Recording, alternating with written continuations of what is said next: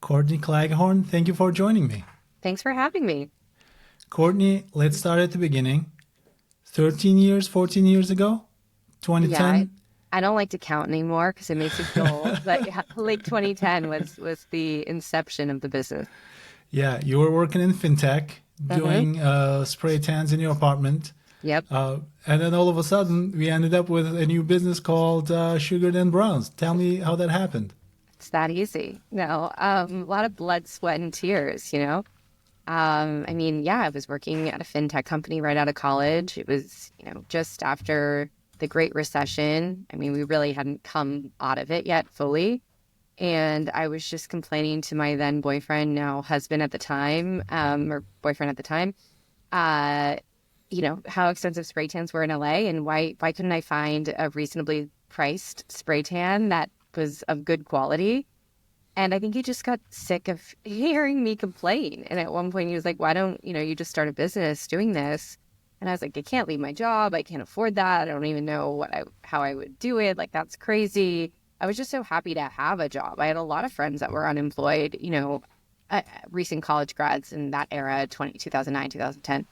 So I was like, I'm not going to risk this stable job I have. And then, I think we just kept talking about it. And one thing led to another. And we're like, well, what if I just kind of do this while I still have a job? And I just do it on the side and see if it takes off. And Sam, my co-founder, at some point was like, are you going to do this or not? And I was like, no, and so he was like, well, what if we, do it together? And we each put in $500, no joke. That was the investment capital. And, you know, for a while, I just did it on the side of work. Sam helped me where he could, with the website or whatever. And he was working a full-time job too. So it wasn't until several years later that he quit his job, but I actually quit my job probably, I don't know, 3, 4 months after I started. So it started to ramp fairly quickly. Yeah, that does sound fairly quick, 3, 4 months. I thought you were going to say 3, 4 years, and then you said months. So what was so you had your job and the initial, so you didn't have products at the time, right? It was just like service. No, yeah, we didn't have products for a very long time. It was just spray tanning for a while, and then we added sugaring in a couple years into the business. And it was really, we were just focused on those services. And when I say ramped quickly, like if I had a store that was doing that kind of volume now, I'd be like, this is a failure. We're not ramping fast enough. But at the time, it felt fast to me. And I think to me, the turning point was like I was turning down clients to go to work. And so it was like, what am I doing here? Like, this is my plan isn't to have these two things exist simultaneously. Like, it was kind of one or the other. So, when it felt like I was turning down clients to go to work, it was like I either need to quit my job and grow this business, or I need to just not do this business because it just didn't make sense to have something in my apartment and to work all hours of the day. I mean, I continued to do that for a really long time, but to go to work and then to come home and start work over again, was something that could only last for so long when it was in my apartment. So entrepreneurs like to know about the moment when when there's a product market fit, in your case, the service market fit. So listening to you now, I understand turning down clients to go to work is the moment when you have a service market fit, Yeah, it sounds like. exactly. Exactly. So, and this was happening in your apartment, in your house. People were coming for spray tanning sessions to your house at the time. Literally, I had an apartment in Santa Monica. I lived with Sam, and he would stay at work or go to the gym very late to avoid coming home because it was like weird. Like I partitioned off like our dining room or something. So, because people were like naked, but they didn't want like some random guy in the place. So I'd be like, you can't come home, which was interesting. Actually, I don't think he's gone to the gym since. So maybe I should start taking clients at home again because it was really motivating for him to, you know, have to go to the gym after work. But yeah, it was just so funny. It was like right off Wilshire. So I think when people looked at it on a map, maybe they assumed it was a commercial location. And I didn't really, advertise it was like at my house online because that's kind of weird. When people would call to book, I would just chat with them and give them all the prep stuff. And I'd be like, by the way, it's a house. And, I don't think any more people no-showed then than they do now. I think if anything, it was less. So I don't think anyone was weirded out by that. I think also because I spent a few minutes talking to them on the phone and they'd probably read Yelp reviews and yeah, I don't know. People were willing to come to my house. But, after I quit my job, it was like, okay, how do we get this out of the apartment? So immediately I started looking for our first retail space. And that was probably like January of 2011. And then, by the time we found it, did a very minimal build out, all of that. I think we opened our first retail space Memorial Day of 2011. So it was all sort of with, less than 6 months that this happened, which we never open stores in less than 6 months now, or very rarely. But at the time, things were just different. Maybe people thought, there's a little bit of a VIP feel to it, like private chef at home cooking, kind of like private. Maybe, they kind of like the vibe or, like supporting a small entrepreneur, who's just getting started. So those types of things may have contributed, I feel like, to the Yeah, early day comfort. Yeah, it wasn't like glamorous or anything like that. But I think sometimes in big cities, like people do want to find that like hidden gem. There's always those restaurants in New York or LA where like they're a total hole in the wall and you're like, oh my God, but the food's so good. And you feel like you're the one, telling people about it for the first time, or like the press loves to write about it. I didn't really have any press back then. But yeah, I think there is a little bit of something to that. Yeah, I mean, exactly as you said, like that's something that you tell your friend and feel cool about it. It's like a speakeasy, like nobody knows, Yeah. Yeah. kind of a thing. Yeah, Yeah. very cool. So, in the beginning, how did you get your first clients?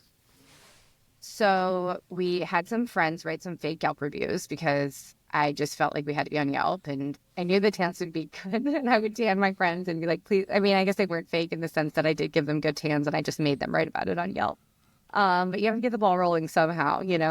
And then I think we met this kid who worked for like cars.com or something in like a bar watching a football game on a Sunday. And he did Google ads for them. And we were like, could you come over and like show us what you know about Google ads? And he did. And we put up some Google ads. So we did at some point early on start spending a small amount of money on advertising.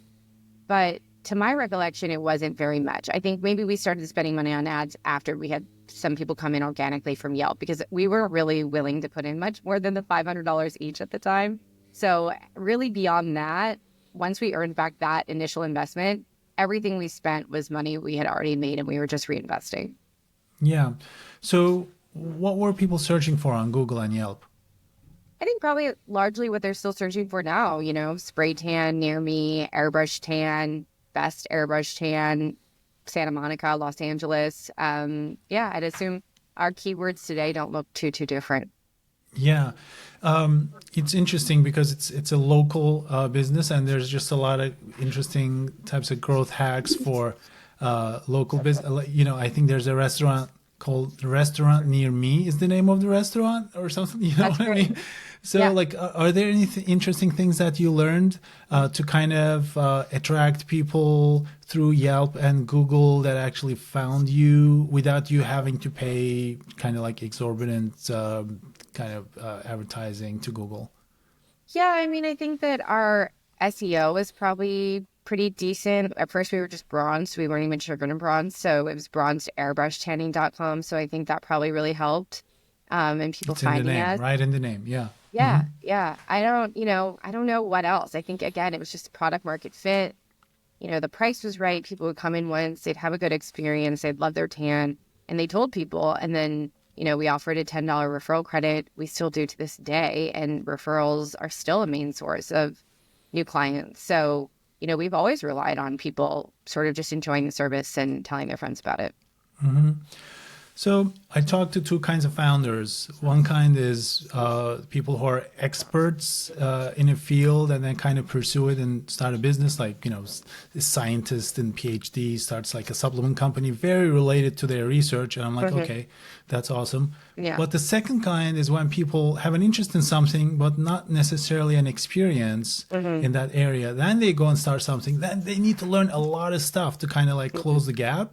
Yeah. Which I feel like a lot of people are in that situation. Like they have an idea, but they kind of don't have the expertise, so they have to learn a lot. Yeah, Were you in the second group when it comes to this? for sure. I mean, I majored in business in college, but like, I don't know. I actually just had a lot of fun and skied a lot. And like, I don't even know how much I learned, but, or I don't even know if anything I learned about business applied to the business I started. That's definitely for sure. But yeah, no, I was not your typical beauty girl by any means. Like, I was girly, like I was a cheerleader, I was in a sorority. So you might assume like, oh, you're just into beauty, but that really wasn't me at all. Like I still am like, I don't know how to do my own hair and makeup.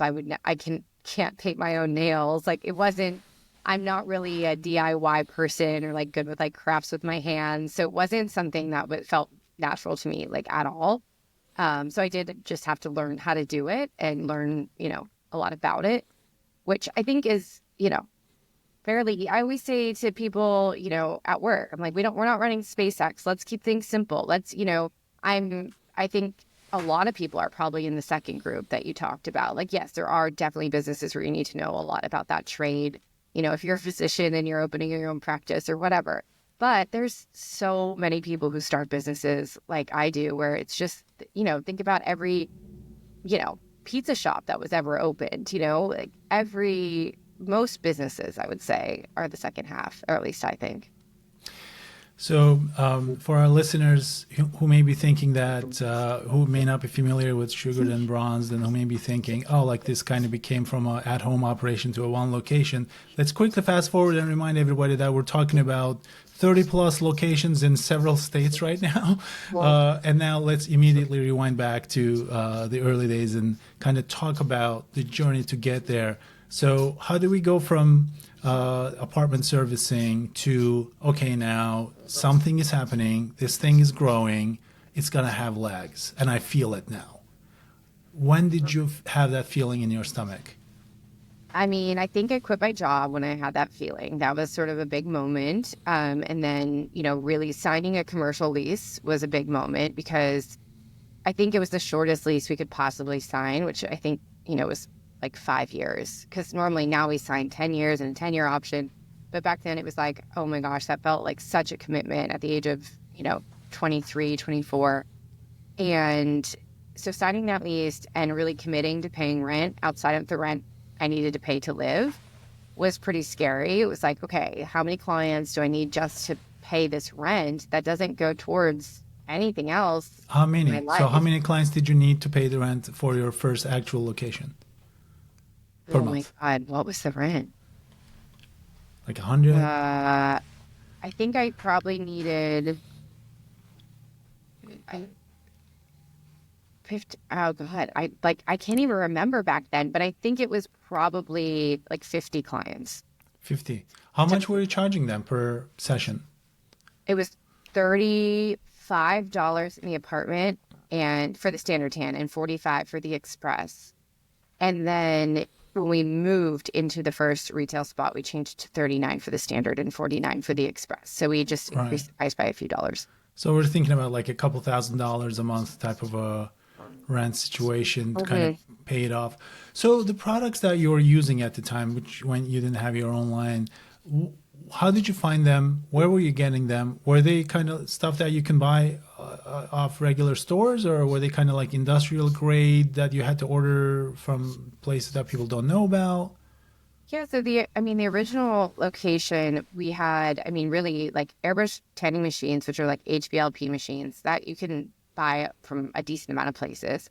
And then our only real product per se was a professional use product, just the solution that it took to tan somebody. And there were a good amount of brands out there where we could, buy different types of solution from. So, obviously I had tested a lot, and I think at the time we had a standard tan and express tan. Now we have something that we developed on our own called a Flex Express. That's really a standard or an express all in one. Back then, it was rare to even find anyone that had an express tan. And it was really Australian clients that would come to LA and tell me like all about the express tans, or rapid tans, they called them in Australia. And so I was like, we need this here. So I think I imported some rapid tan and I changed the name to express. And then sure enough, I felt like everyone had an express tan in the US. But I don't know if I can really take credit for that. But I kind of feel like I was the first to have it. And that became a major driver too, and people coming to us. Like people were like, oh, I was looking for a rapid tan and you're the only person who had it. So yeah, early days, we bought from an American supplier, an Australian supplier, and we did that for quite some time. it wasn't, for quite a few years, I would say that we really, started to work with co-manufacturers and, the beginning iterations were even like, how do we take a solution that they already have and like modify it a little bit so it's not, exactly a private label. It feels like ours, it's different, but it wasn't from scratch. We didn't have the funds to do that in the early days. So, speaking about differentiation in the early days and now, did you have some kind of an angle that you're telling people? Like right now, if I go to your website, if I read the descriptions of the products, you're kind of talking about how they are different from this. Like I'm just learning about spray tanning just now, right? So like right before our call, I was reading up on them and I was like, oh, okay, yeah, that makes sense. So like I'm kind of like educating myself, which I didn't know about. But did you have these angles and talking points in the early days? Like, what were you telling people that, oh, I'm good, I'm cool, I'm awesome because blank? What was that blank? Yeah, I mean, I would say we just tried to be pretty honest and transparent. Like a lot of people were marketing an organic tan, and it felt really easy to like just claim that and kind of like lie to people. But really, I mean, I'm honest to a fault, so that never felt right to me. I was like, our tan is as natural as it could possibly be, but there's no such thing as an organic spray tan out there, and we're not going to lie. So I think people appreciated the transparency. I'm sure we also lost some clients to competitors who were saying they had an organic tan, but that's just never been my MO.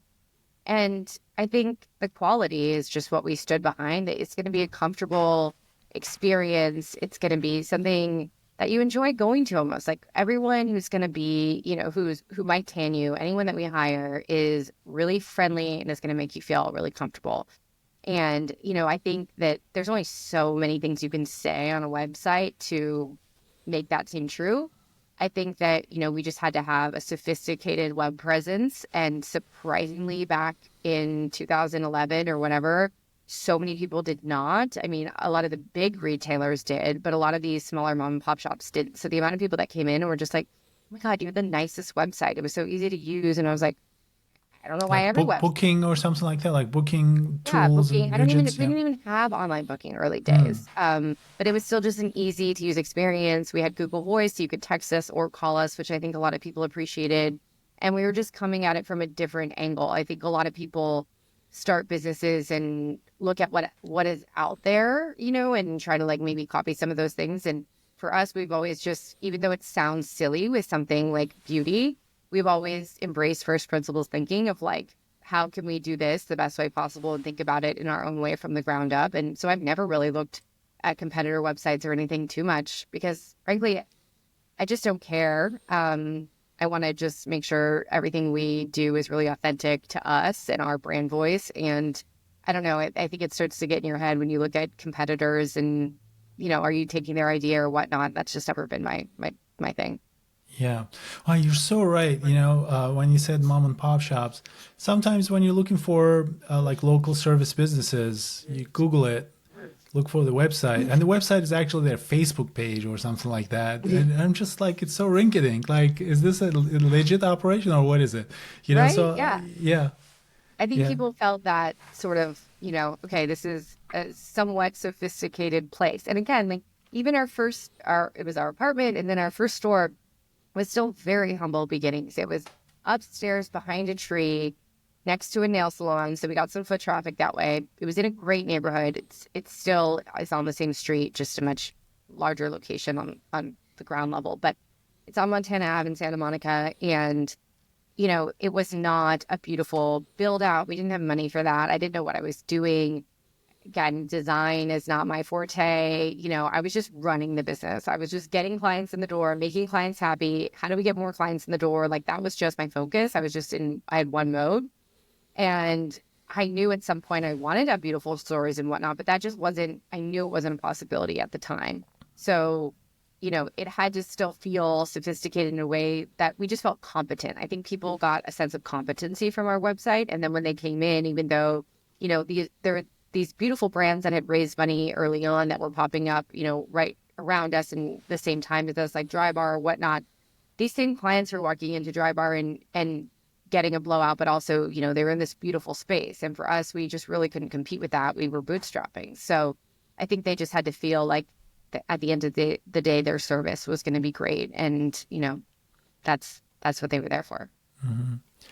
Let's talk about pricing strategy a little bit. So you saw this gap in the market where spray tans were like $75 in Santa Monica, and you All thought there was over. a sweet spot between profitability and accessibility there.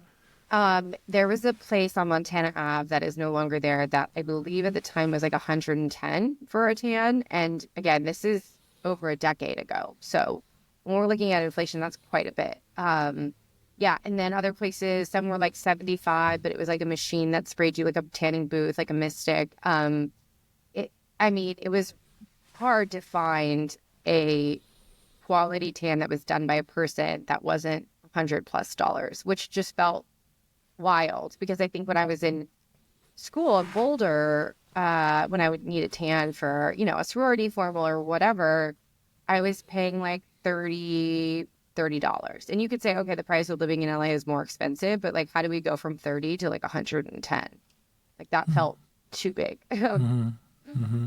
Yeah. Courtney, I'd love to understand your thinking behind going from the first location to the second, and then the third and the fourth and the fifth. Like, what was that journey like?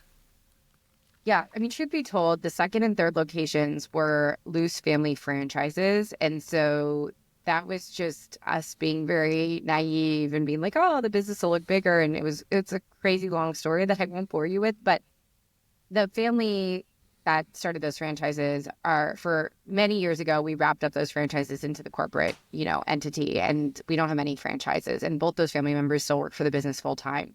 So it's really funny. People are like, oh, it's a family business. I'm like, not really. It wasn't really started that way. It was just kind of like people saw what we were doing and wanted to get involved. But I think our second location, which is if you really look at like the trajectory of the business, probably looks like the fourth, was in the South Bay of LA. At the time it was Manhattan Beach. Now it's been relocated to Hermosa just for size reasons. But that was like, okay, well, we have this store in Santa Monica. It's doing well. I was able to hire enough people that I could sort of step away from the day-to-day in terms of being in the store to, focus on construction and signing a lease and whatnot at another store and be able to interview and train for that store. Because if you're in one store all the time, you just don't have time to go open another store. So I had to like really build up the Santa Monica location to a certain point to be able to say, okay, I'm going to now focus on this. And that was a big turning point because it was like, okay, like this isn't just a lifestyle business anymore. We're going to really keep growing this. And I think it was probably sometime after that. And then we opened the Newport Beach location as well. And I think after that, we were sort of at 5 stores and Sam, my co-founder, quit his job as well. So opening these new locations, were they byproduct of the existing location becoming too busy, like kind of similar to in the early days you were saying that I was declining clients to go to work, a little bit like that? Or were they more opportunistic in terms of, these people who don't live here, they could just go there instead? I would say both. At the time, yes, it felt like our Santa Monica store was very busy. It only had 2 tanning rooms. And, now we're in a location with 3 tanning rooms, 3 sugaring rooms. So, but that being said, the Santa Monica location has never stopped growing. Obviously, there was a bit of lull during the pandemic era, because we were closed. But yeah, so when I say it felt like it was too busy, that is true, but also we haven't stopped growing. So I don't, there's always sort of a way to fit in more clients, whether it's, we relocated to a larger space, we've expanded our hours or, days, what have you. So it wasn't that we couldn't possibly take another client, but yes, it felt busy enough where, okay, we hear that, some people like live in Santa Monica, they work in the South Bay. There was a little bit of that going on, but also it was just like opportunistic. Like if this works here, why wouldn't it work in the South Bay? Like I personally never drive to the South Bay for beauty services. So I know there were a ton of people in the South Bay that weren't going to drive to Santa Monica for a beauty service. So it was definitely both. Courtney, you've mentioned that real estate being a big challenge. How do you find prime locations? Did you develop a framework deciding like what's a good spot and what's not? So now we have this algorithm that we try to use and make sure it lines up with our existing locations based on demographics and all these other things. We did not have that for a very long time. We didn't have, the resources to have the tools like Buxton and all these other things. So and even though we have this framework now, we always check it against our intuition. So things can look perfect on paper. And if I go to that space and I just don't want to do it, my answer can just be no. And I'm sure the team would like me to explain myself and I do my best. But sometimes when it's intuition, it's hard to put it on paper because that's what the difference between intuition and data sort of is. So it's really nice when the data aligns with intuition, you feel really good about a space. But, you could build all the frameworks in the world for picking the right location and they could still fail. So I still let my intuition guide me, and it frustrates people, especially a VP of real estate who's one of my absolute best friends. But, and we get in tips about it, and that's okay. We still love each other. But yeah, I mean, back then it was like, okay, all we have is our intuition. And, we could pull some census data of, demographics or population or what have you. But fortunately, we were lucky enough to live in LA. We kind of understood the city and what would work. And when we moved beyond LA, it did feel a little bit more complicated. But fortunately, like our next city, we had a Philly location that was the Lewis family franchise. Our next new city was New York City. So it was pretty hard to screw up in New York City. And if your business fails in New York City, it's probably not going to work anywhere. So we were like, all right, we are going to open on an avenue in Union Square and see what happens. And it was probably one of the best real estate decisions I've made using my intuition ever. But again, it's hard to screw up in New York City in terms of real estate. Your intuition. Do you have an educated intuition in terms of real estate, or is it just like a regular person intuition? No, it's very regular person. I've always had a very strong intuition. And yeah, I mean, again, I realize that for a coffee shop, things are a lot more nuanced. Like being on the exact right block is extremely important, and distance for certain things, we're a little bit more of a destination. But I knew that. I knew about, our clients and sort of how far they were willing to travel. All these things in your mind are, make up your intuition. So yeah, no, it was just like, I just did a real estate tour of New York, and obviously rent is a huge factor. Like, how much are we charging here? Mm-hmm. But we were really fortunate in our first New York City spot that it's our smallest New York City store. It's our cheapest rent. I don't know if I want to say that. I'm sure hopefully the landlord doesn't listen to this podcast because he'll want to probably increase the rent. But no, it was such a blessing to open in Union Square. It just couldn't have been a better spot in Manhattan for us. It's an incredible place. So Union Square, there's just millions of people probably walking every day. It's like foot traffic. Is it mostly foot traffic in that location? Yes, but we always strive to be on avenues in New York. I mean, obviously in some areas like Tribeca, like where it's all just streets, that's not possible. But avenues for us are really great because you just get more eyes on you, right? Like the avenues are just much larger than the streets in terms of street traffic. So it is a lot of awareness in New York from just seeing our sign that we, obviously don't get sort of that bang for our buck in other places. It's just like a giant billboard at all times. So we try to have really, really prominent real estate, particularly in that city, but also other cities. We were upstairs behind a tree in Santa Monica to start, so no one saw our sign, and we made it work then. But it was sort of after that, like, okay, if we can afford visible signage, what's the ROI on that? And how is it going to work out? And typically, there is a threshold where it just doesn't make sense to be, in certain spots. But most of the time, if we increase the rent a certain amount to have pretty visible signage, we see the ROI on that, and it's been worth it for us. Mm. Courtney, tell us about when you first decided to launch your own products.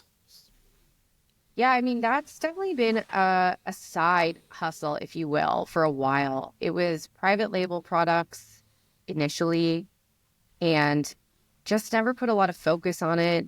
We never sort of had the resources, and we could have reallocated resources, but that wasn't our intention because we just wanted to stay super focused on our core business, and that didn't feel right to say, oh, we're trying to grow this business, and now we're going to take our eye off the ball and make it a product business. when we have this service business that's clearly working and expanding. So the goal was to really launch e-commerce and a very, upgraded revamp of our product line in 2020. Now, obviously that was sort of derailed in many ways. We did launch e-commerce, but then it was just like, we were in the pandemic era. We were just fire drills, opening, closing, figuring out pop-ups outside, doing mobile, anything we could for revenue. And product was obviously a thought, but at the time, we also couldn't put in a large investment when we were just bleeding cash. Like we had been profitable for, 9+ years. And then to have the pandemic hit, it didn't really feel like it was the right decision to then just throw all this money into product when we were bleeding more money than we had ever bled before. So it still felt like, okay, sort of delayed until we really were like, okay, we're going to do product and we're going to do it right. And we need to get our core business rebuilt, back on its feet, open again, growing again. And we did that. And then I would say really it was this year, I sort of stepped into the product role in April. I wasn't really thrilled with where things were at the time in product. It was like we were trying to focus on it, but we really just hadn't done what I wanted to do with it. So I've sort of just been in that role.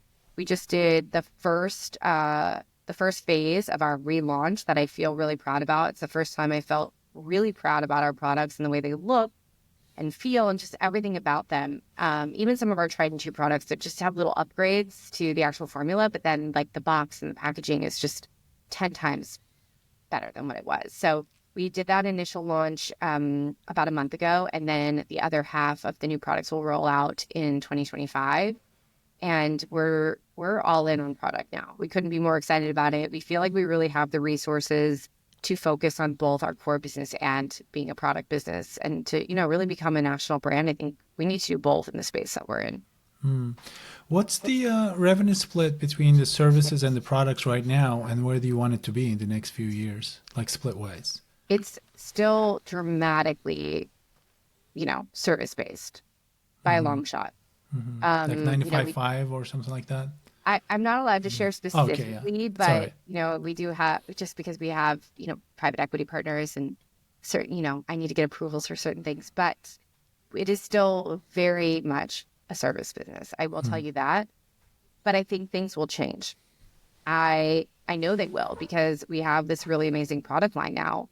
And we just sent out a survey a few months ago, just asking people if they were even aware that we had product. And like 90% of them said no, which I really actually kind of loved, because I wasn't that excited about our product. And now I am. And it's like we're starting with a blank slate, and, people are going to know that we have product. And whether it's people who come to our stores, or it's going to be people who live in cities where, we haven't opened yet.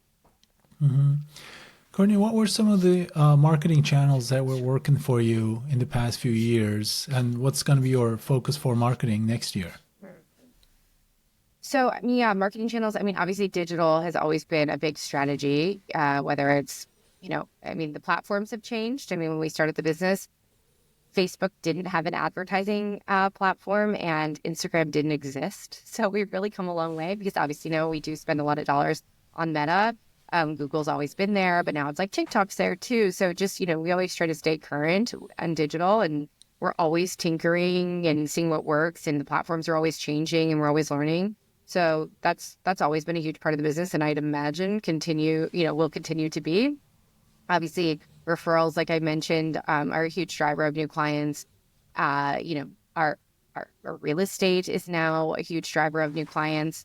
And then, we've dabbled in PR here and there, some influencer strategies, but, that's never been the main driver. I would imagine as we have more and more of a product business, it will be, easier to grow that business through the sort of those strategies. But most of the PR we've gotten to date has been pretty organic.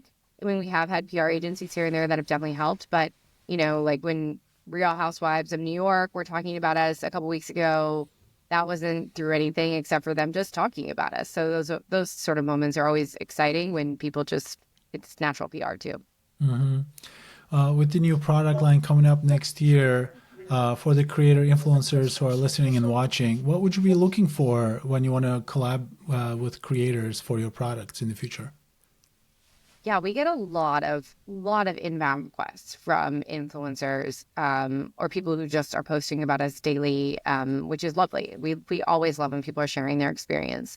What we look for if we're actually doing some sort of formal collaboration, is someone who's reliable, obviously, that they're gonna do what they say they're gonna do when they come in for a service, and that they're gonna share really authentic information and really, I think, accurate facts about maybe how to prep or how to maintain the service or what happens when they're there, because those things really help other people coming in for services. Because if you do the right prep and maintenance, your sugaring or your tanning service is just going to be that much better for a million reasons. So people who really can share that info, we love that. And people who are just authentically themselves, who are, kind of goofy or funny, like it's beauty. It doesn't have to be that serious. So we love when creators, have their own personal spin on things. That always seems to get a lot more engagement and traction. One of my favorite questions I like to ask founders, Courtney, now that you're 14 years into your entrepreneurship journey, knowing everything you know now, if you wanted to start something from scratch in any category, what category would you pick? Oh my gosh. I don't know. I haven't thought about that for a while. I don't know. I might like to write. I've been enjoying writing lately. It's a really like totally random thing, but yeah, I don't know. Something totally different. Just so that I'm super uncomfortable because that's where I thrive. Final two-part question. Top two problems giving you a headache right now, and top two priorities you're excited about for the year and next year. I mean, the problems are always the same. It's the cities, it's the permitting and the construction. I think of that all sort of as one. It's just, things that we don't have control over. And we're in the people business. So that's the other, I don't like to say it's a problem. It's a daily challenge, like we rely on our people. We have so many amazing people, but it's also hard. People are not robots. People have bad days and emotions and, you know, or they put on one face during the interview and they show up at training and they're all different persons. So it's an ongoing thing in our business. It will forever be our number one, driver of why people come back to us, but also something we always are working on or working with. And then top priorities, new locations. We just opened, our newest city that we just opened is San Diego, and it was opened with such a boom. We're so excited about that. Our next new city is going to be DC. We're really, really excited about that. We're also expanding in South Florida quite a bit more. Right now, we only have one location in Miami, and we are working on a second location in Miami and then a couple more up the coast, which is really exciting. We're obviously expanding in our current markets too. And then our product line, we're just so excited about it. We're so excited about the second half of it launching in 2025. We just feel like it's so beautiful. We have the best designer and we've really worked hard on the formulations. I mean, we've spent a couple years testing now. So we just really hope everyone can try it for themselves and they enjoy it as much as we do. Courtney Claghorn, thank you for sharing your journey with me.